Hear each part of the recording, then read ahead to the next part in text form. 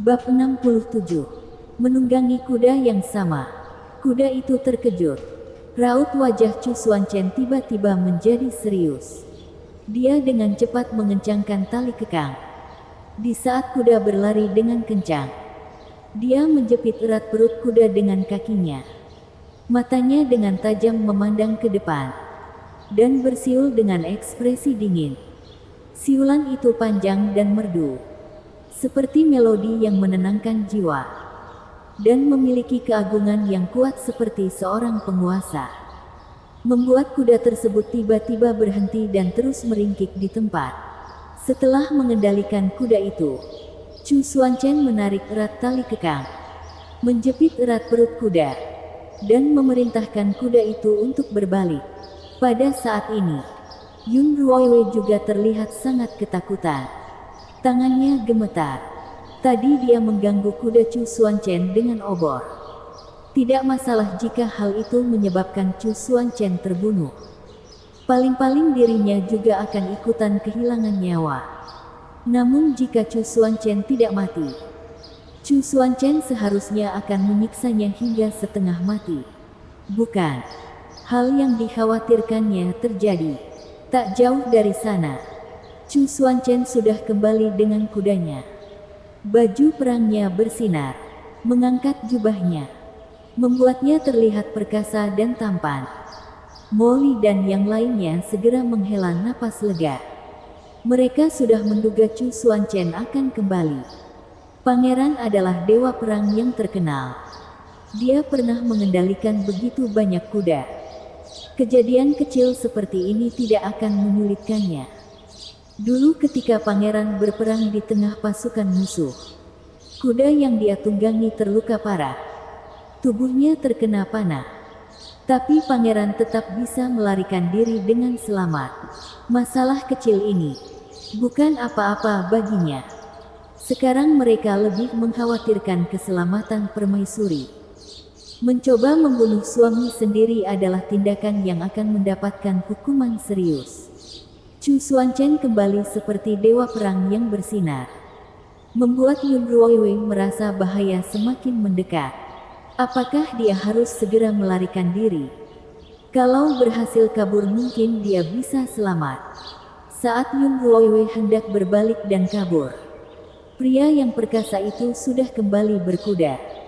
Saat dia melintasinya, dia meraihnya dengan tangan panjangnya, lalu membaringkannya di atas punggung kuda, dan dengan dingin berkata, "Molly, berangkat." "Ah, Chu Xuanchen, apa yang kamu lakukan? Lepaskan aku."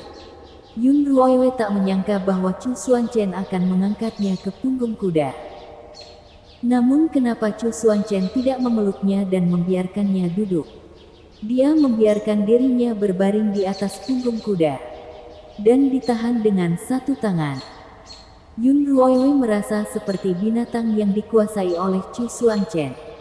Begitu Chu Xuanchen melepaskannya, dia akan jatuh. "Pergi ke kau. Jangan banyak bicara," Chu Xuanchen berkata dengan dingin. Kemudian memacu kuda dengan cepat. Ketika kuda itu berlari dengan cepat, hal itu membuat Yun Ruoiwei terguncang dan terus berteriak. Punggung kuda yang keras membuatnya merasa kesakitan. "Bajingan, bisakah kamu membiarku duduk dengan baik? Lepaskan aku atau biarkan aku duduk. Pilih salah satu." Yun Ruoiwei hampir muntah karena guncangan ini. Rasanya lebih mengerikan daripada roller coaster. Setidaknya roller coaster memiliki beberapa detik untuk berhenti. "Kamu tidak punya hak untuk memilih," kata Chu Xuanchen. Lalu dia melihat ada parit selebar sekitar 1 meter di depan mereka, dan langsung memacu kuda. Kuda itu melompat dengan lincah, melompati parit itu. "Selamatkan aku." Ketika melompati parit, raut wajah Yun Ruoiwei menjadi sangat pucat. Dia merasa ketakutan. Rasanya seperti kehilangan gravitasi secara tiba-tiba dan kemudian melompat kembali, membuat mata dan telinganya berputar. Selama perjalanan ini, Yun Ruoiwei merasa sangat tidak nyaman. Bahkan sudah tidak ada tenaga untuk berteriak. Instingnya memberitahunya bahwa Chu Xuanchen ini sedang balas dendam atas insiden mengejutkan kudanya tadi. Ekspresi Chu Xuanchen sama sekali tidak ada belas kasihan. Dia memacu kuda dengan angkuh. Dan dalam sekejap tiba di kamp. Akhirnya kuda berhenti. Yun Ruoiwei terbaring lemas di punggung kuda. Dia bersumpah dalam hatinya. Chu Xuanchen, aku pasti akan balas dendam atas perlakuanmu ini. Bersambung.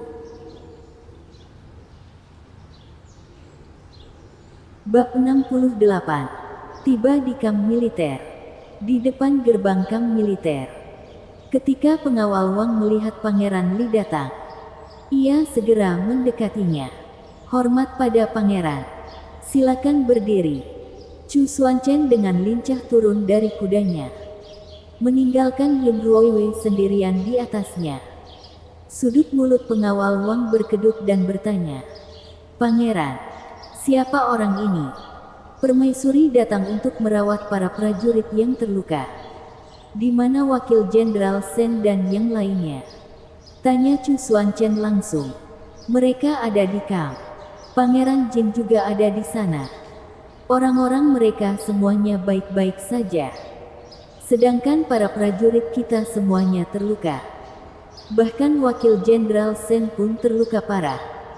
Keluh pengawal Wang dengan marah. Ayo bawa kami ke sana. Perintah Chu Xuanchen dengan tegas. Pengawal Wang melemparkan pandangan penasaran ke Yun Ruoiwei sekilas. Lalu berlari ke depan untuk membawa jalan. Mereka tidak pernah mendengar bahwa permaisuri juga bisa mengobati orang. Dan Pangeran Li membawa permaisuri datang dengan cara seperti ini. Pangeran Li benar-benar tidak menyayangi istrinya sendiri. Saat ini, Mo Li dan yang lainnya juga tiba dengan cepat. Begitu tiba, Mo Li segera membantu Yun Ruoiwei turun dari kudanya. Yun Ruoiwei merasa pusing setelah turun dari kuda. Dan sebelum dia sempat melihat situasi di kamp militer, dia muntah di tanah. Untungnya, dia tidak makan banyak sebelumnya. Hanya minum sedikit arak. Jadi yang keluar hanyalah cairan arak. Meskipun rasanya asam, setidaknya tidak terlihat buruk. Permaisuri, ini, ayo lap mulutmu.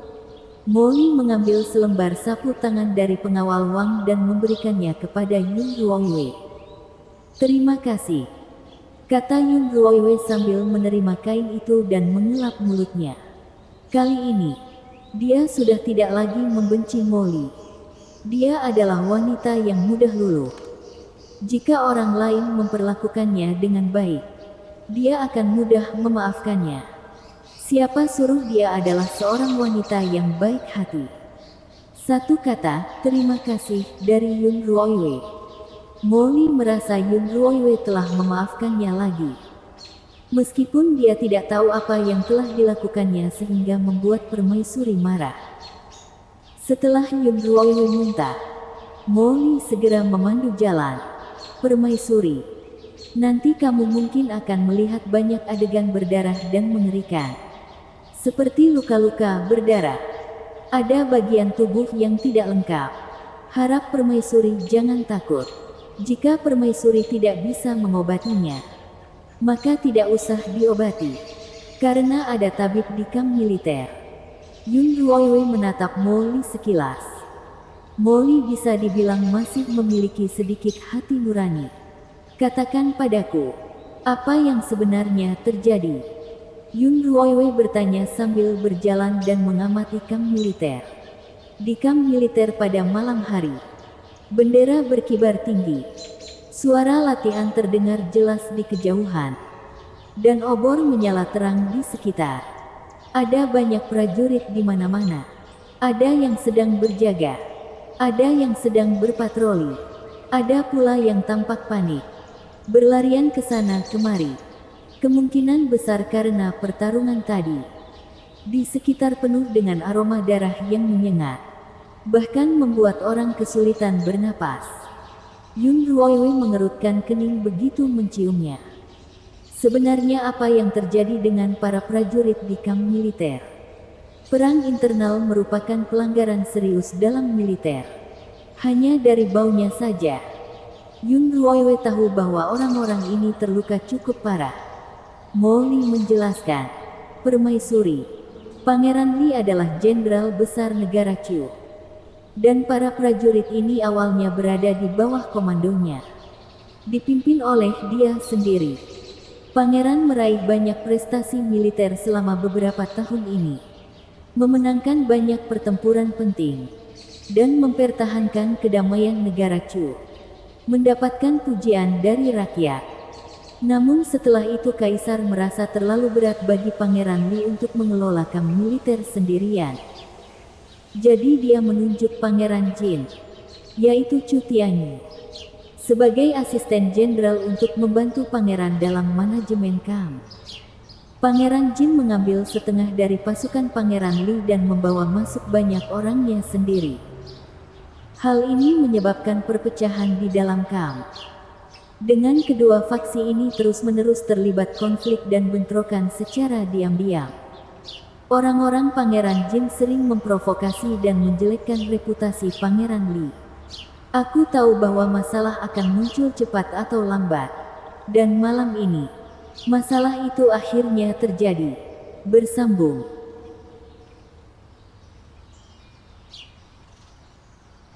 Bab 69. Masuk ke tenda. Mo Li tidak menjelaskan terlalu jelas perselisihan antara kedua faksi. Dia hanya memperkenalkan secara singkat kepada permaisuri tentang situasi di kamp. Dia dan pangeran tahu bahwa permaisuri adalah mata-mata yang diatur oleh Kaisar dan Perdana Menteri Yun di kediaman pangeran. Jadi dia hanya memberikan gambaran umum. Tidak lebih dari itu.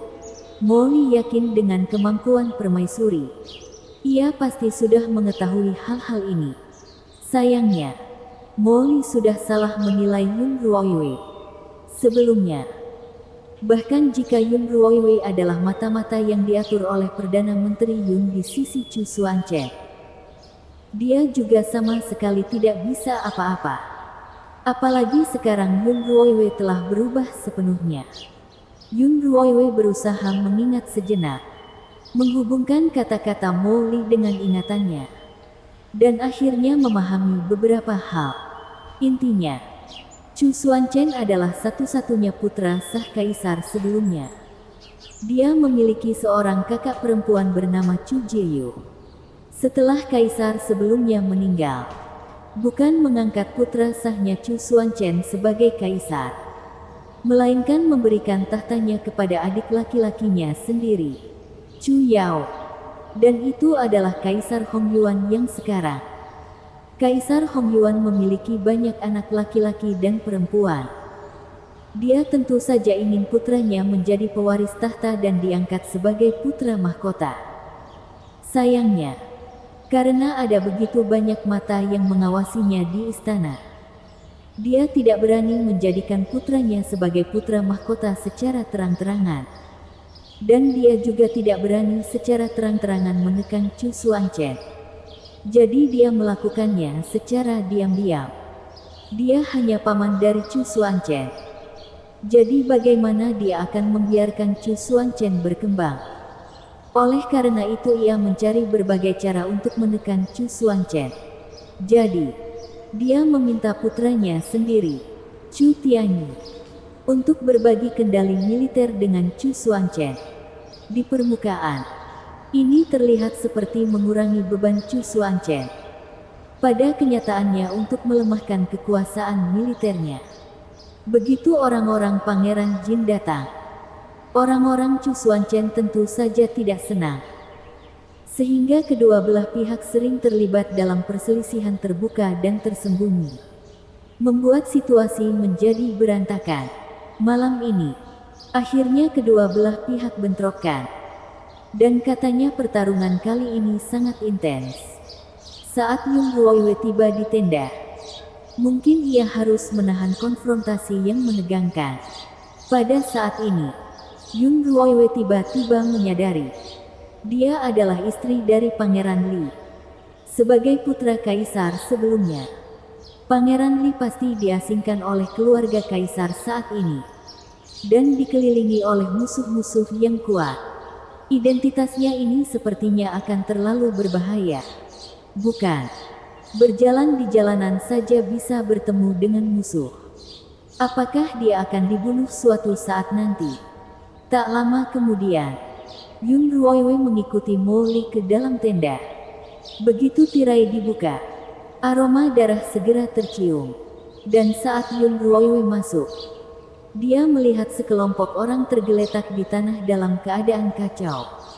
Para tentara yang mengenakan pakaian dengan warna berbeda terbaring di tanah sambil menjerit. Sebagian besar dari mereka terluka. Semuanya adalah luka tusukan.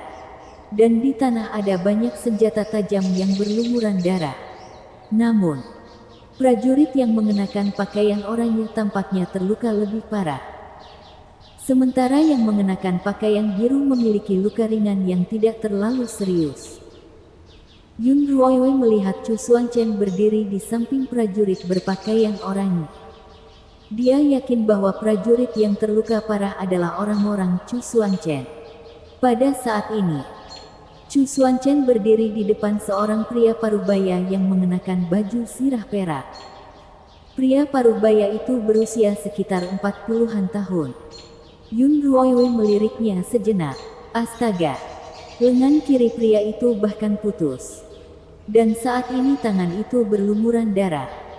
Dia sudah dalam kondisi kritis. Di samping kakinya, ada potongan lengan kecil yang dipotong oleh pedang. Saat melihat adegan ini, Yun Ruoiwei tidak terkejut atau mual dan ketakutan. Karena dulu dia adalah seorang dokter bedah. Dia sudah sering melihat adegan seperti ini sebelumnya. Pangeran Li, ini adalah tempat untuk para pria. Kenapa kamu membawa seorang wanita ke sini? Dia cukup cantik.